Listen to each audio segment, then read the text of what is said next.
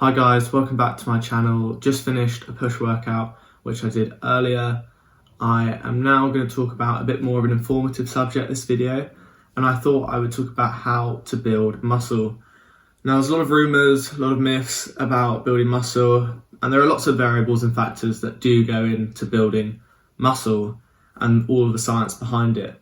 But that would take forever to go through everything, so I thought I would talk about the primary parts of building muscle. So the main things you're going to need to build muscle, or how muscle is built, is first water. Water is what your muscles are mainly made out of. So if your muscles are mainly made out of water, you need to make sure you're drinking enough water. Now I drink about 6 to 8 litres a day, which is a lot, but if you can get at least, I'd say 3, 4 or more litres of water in a day, you're already on the right path to give your muscles enough water. So with muscle being 70% water, with the bulk of it made up of water, you're going to need to make sure you have enough water. So keep that in mind, guys. If you're trying to build muscle and you're thinking, why is mine not growing? Why are my muscles not packing on? Are you drinking enough? That's your primary thought. If you are, great. Now, the second thing I would say is a primary influencer to building muscle would be a stimulus, a training stimulus.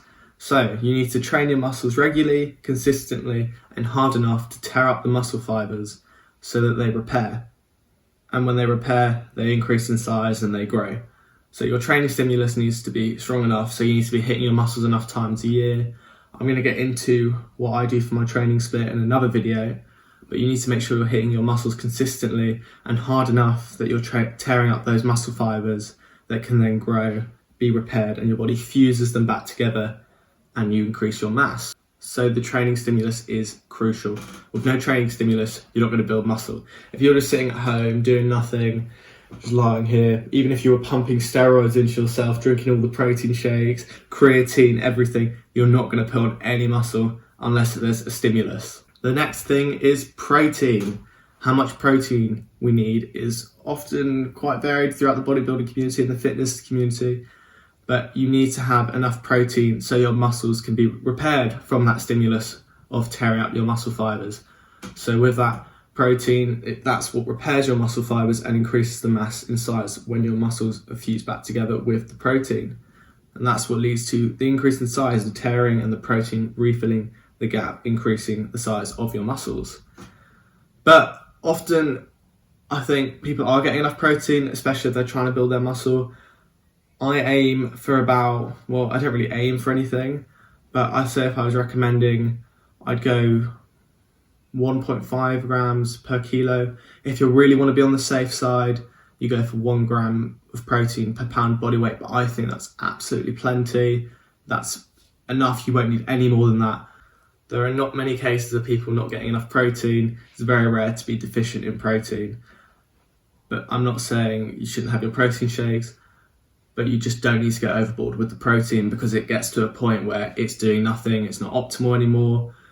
So just make sure you're getting enough protein, but you're not being stupid and having 500 grams of protein in a day. Another primary thing of building muscle is you're going to need some sort of fuel so you have energy. So from food, you get your energy, your chemical energy that's broken down, and you use that energy to build muscle.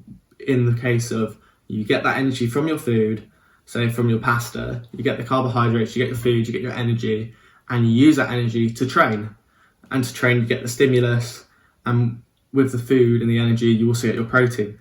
So energy is what you need because you need the energy to build muscle through training. If you don't have enough energy and you can't train, and your training's lapse and it's not optimal, you're missing out on some muscle growth. So if you don't have enough energy, say you're really in a massive calorific deficit and you're really cutting, say you're in, 800 calorie deficit, 1000 calorie deficit, you're not going to have enough energy to train, especially if you're at a lower body fat percentage. You're not going to have enough energy to train and you're not going to be making optimal muscle growth. So this is where people get confused, I think, with the energy, in why there's a lot of things about, oh, I need to dirty bulk, I need 1,000 calorie surplus to have enough energy to put on muscle. It's not the case. You don't need to be on a dirty bulk, especially if you're at higher body fat percentage, you have enough energy already in your body in the form of fat. So with that energy, you can train. So if you're a high body fat percentage, say for a man, you're 25% body fat or a woman and you're 40% body fat, you do not need to increase your calories to put on muscle size because you have got so much energy on your body already stored as fat.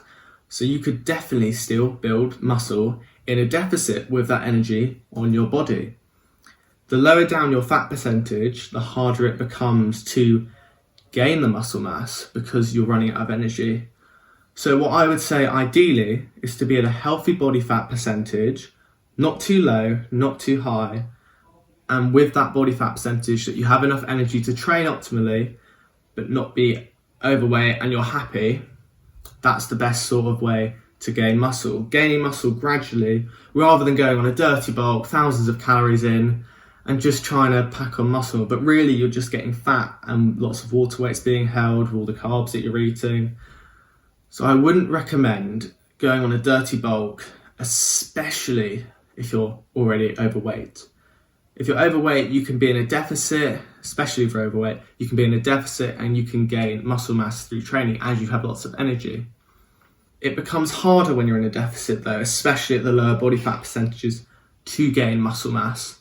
Because when you're at lower body fat percentage, you need to do the things better. You need to make sure your training is optimal with your lower energy, or if you have enough energy, great, at lower body fat percentage, you can still gain your muscle.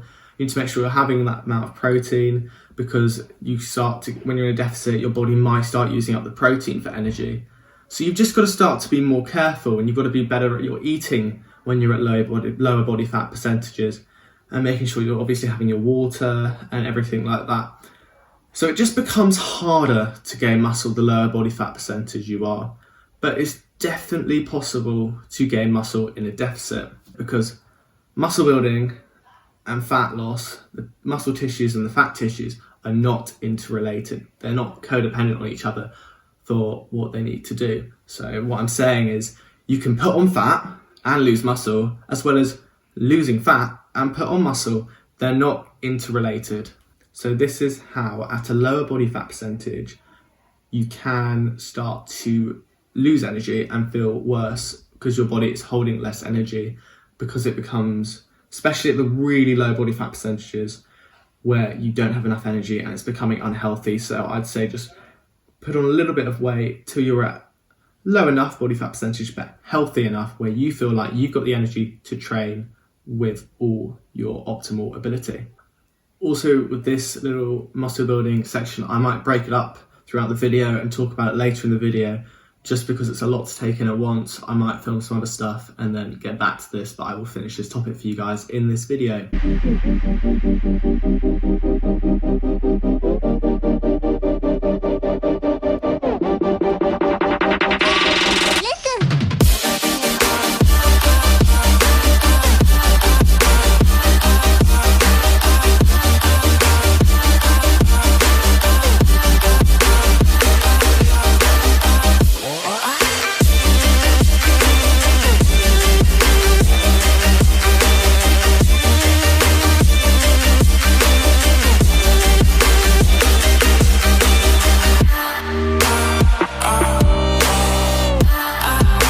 So we're back in the room. 3, 2, 1, you're back in the room. You guys just saw the chest workout. It was a pretty tough one, really felt it in the chest. So yeah, that was a great one. Just hope that would break up the video a bit for you guys before we got back onto this topic where there's a lot of information to absorb, but I hope you guys can follow along with it. So let's get back into it. I thought we'd just pick up from energy. So with energy, you can get enough energy in a deficit. So with energy, what I was saying earlier is people think they don't have enough energy in a deficit, but you do, especially, let's say, for example, you weigh 80 kilograms and you're 20% body fat. That means that calories stored in your body as body fat are 144,000 calories. I mean, that's a lot of calories as spare energy. So this is why in a deficit, you're also using your energy from your body. So your total energy is still high, enough for you to train, to get that optimal exercise in, just to hit those muscles. So this is why in a deficit there is energy to use it as a stimulus for building your muscles. So this is what a lot of people forget about. They always think in the calorie surplus they need that extra energy, but there is already extra energy stored as fat that your body has converted in the past. So again, just saying, it is harder to build muscle at the lower fat percentages, but very doable. Just want to make it clear, it is possible to build muscle in a calorie deficit, but it gets harder as your energy falls, because that reduces your stimulus and therefore you're losing your muscle gain. You can get all these things in a deficit. You can get water in a deficit. You can get protein in a deficit. You can get a stimulus in a deficit, and you can get energy, but there's less and less as you go down your lower body fat percentages and a higher deficit.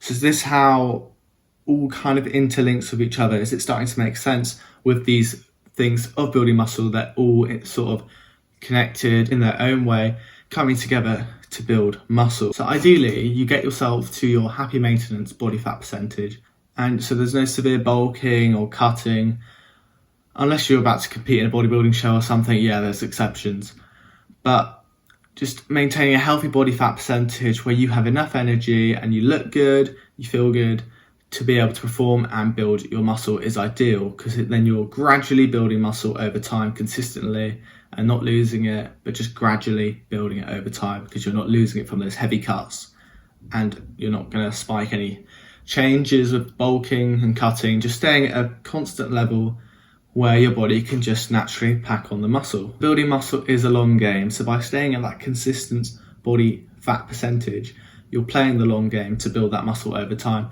It's not going to happen anywhere near as quickly as you see results for weight loss, especially if you're not taking into preserving your muscle into account for weight loss.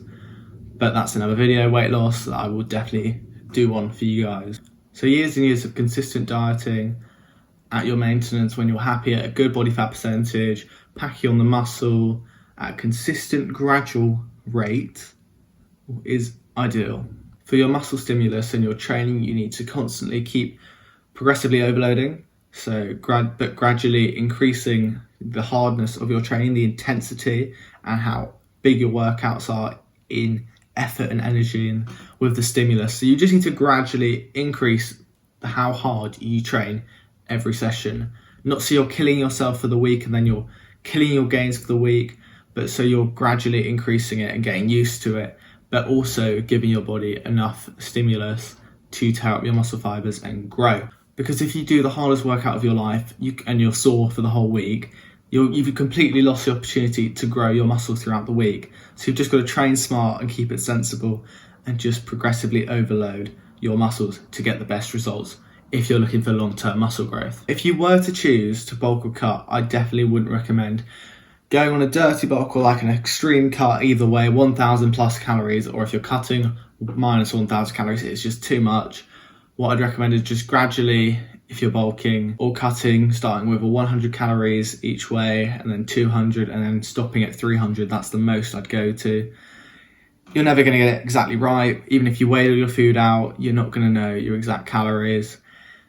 You're going to be off. You've got to get into your calorie deficit if you want to lose the weight. So those were the main things of how to build muscle. So I hope you guys learned something from that, something you could take from it just to help benefit you or just to enhance your knowledge in the subject of building muscle.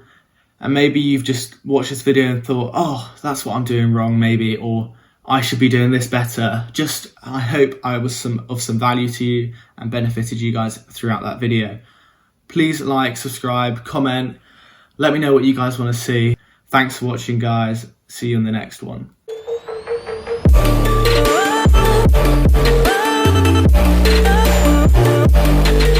Yeah.